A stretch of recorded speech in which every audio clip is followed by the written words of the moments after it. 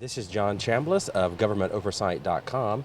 I'm standing in front of Evergreen Natural Food Store in Wolfeboro, New Hampshire, where we are awaiting the arrival of Congressman Ron Paul, who will be making several stops today throughout New Hampshire. When he leaves here, he'll be going across Lake Winnipesaukee on a boat ride to Guilford, New Hampshire for another rally. Nice to meet you.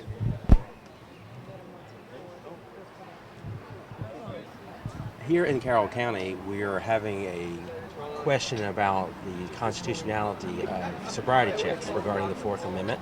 And one of our representatives here from Carroll County believes that sobriety checks, even though they may have been approved by the New Hampshire Supreme Court, that they are unconstitutional according to the Fourth Amendment. What is your stand on that? Well, you know, it's a ticklish situation because technically we would have hoped our states would do a much better job. Right. But, you know, like the Second Amendment is well known to be a national amendment that states just can't come in.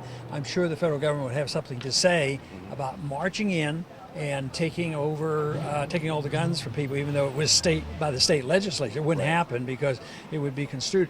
And I think when it comes to privacy and the Fourth Amendment, that is a very national issue. But most of the time, the federal government is involved.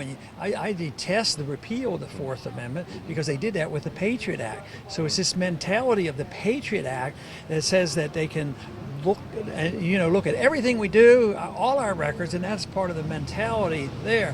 So it seems like the atmosphere of the Patriot Act that the federal government has created has leaked over here, and your justices evidently have been sloppy in saying, oh yeah, stop anybody anytime.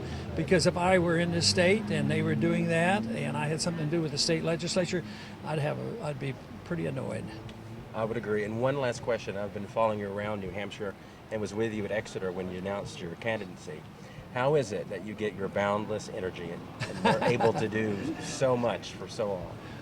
Well, I am energized by the issues, obviously, and I'm also energized by young people because they seem to have a lot more at stake. A lot of people have been living off this land and borrowed money, and they're dumping all this on young people. Well, I am excited about the fact that they're interested in looking at the Fed. A lot of people say, well, I personally have removed their apathy, but in many ways I get my energy from the young people.